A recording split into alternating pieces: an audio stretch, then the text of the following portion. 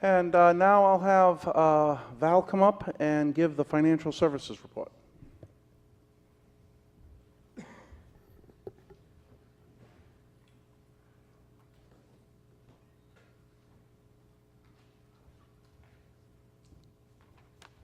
Good morning, everybody. Thank you. I'm going to talk today, as soon as I figure out, there we go, about our staffing, our new banking relationship, and then show you some payment and revenue statistics. We have just 6 of us in the accounting department, and Tammy Rose, our accounting supervisor, and she does a fantastic job. She has 4 people under her, and 2 of them, Tanya and Marsal, have been at the registration services desk since Tuesday. So I hope all of you have gone by and seen them.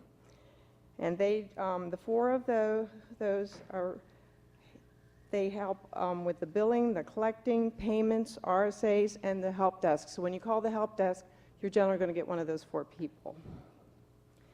And we decided to go out this year and look for a new banking relationship to try to curb some of the fees that we were paying. And we found a wonderful bank. It was Wells Fargo, and they have an excellent lockbox reporting system. They're going to reduce the cost of our fees. The estimate was around $40,000 a year. They are IPv6 enabled. Yes, yes. In fact, I think they even talked at our last conference. And they provide E-Verify for ACH payments, which has always been a problem with Tammy because when they come in, there's little information for identification. So this was a huge improvement for us. And they also have a great support team instead of just one manager that you talk to. And their Visa cards are chip enabled for greater security for when we travel. If I could just interrupt for a moment, the person responsible for the V6 enablement of, if I could interrupt for just a moment, the person responsible for the V6 enablement of Wells Fargo was here in the room yesterday. I don't know if he still is. Johnny? Yes, right there. All Johnny right. Martin. Yay, yay. Okay. So here's just a couple of little charts. This is the payment types that we've been receiving. We basically get checks and credit cards. And if you look at the chart, the checks, the dollar amount is much greater than the credit cards, but this is the first year that we've actually received more credit card payments than we have checks. So we're definitely going into that area, which is great. We like to see that. And wires are not too much. This is an invoicing structure. Again, we have lots of AS and maintenance invoices that go out each month, but in revenue, it's the IPv4 and V6 invoices that bring in the greatest money.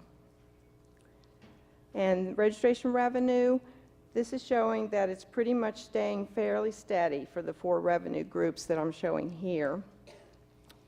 And this is just another look at the revenue mix. And again, you can see that V4 is our main revenue maker. And the maintenance and transfers are coming a little more in line. But again, V4 is the greater of all the revenue that we receive. And that's it. Any questions? Hi, I'm Martin Hannigan from Akamai Technologies. And on the website, there's a contact us address that says billing@arin.net. It seems to be a black hole. I would appreciate it if you can fix that. Thank you. I'll pass that along. Thank you very much. If you could go back to the revenue fraction slide for a second. Owned along Black Lotus Communications. No, the next one. Nope, nope. No, forward. One more. There. So you've got V6 allocations and V4 allocations as if they're separate, but most people pay one fee for both. So as it turns out, this probably is mislabeled.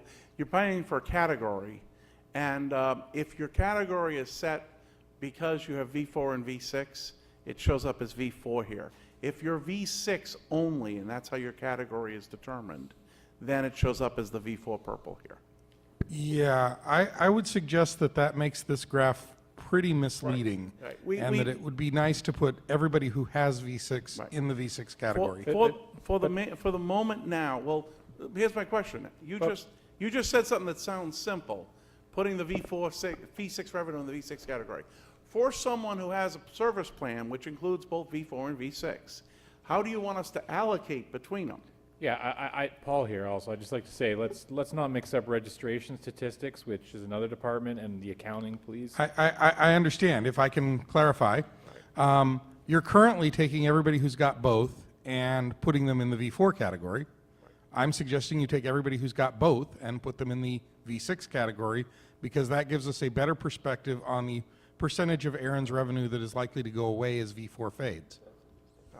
So I think what's probably following up on what Paul said, for this purpose, I'm not sure V4 and V6 distinguishing them at this level is appropriate, because what you probably need to do is think about them both as registration services revenue and consider that purple to be green.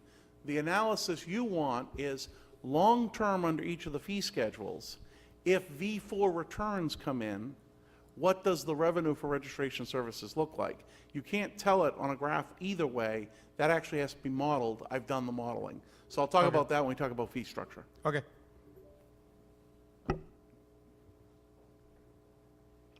Oh, front microphone? I guess I'm next.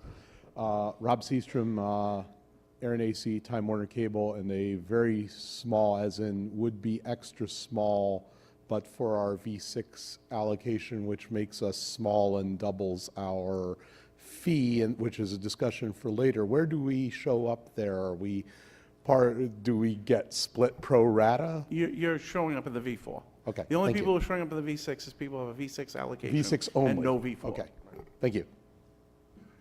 Okay, thank you very much.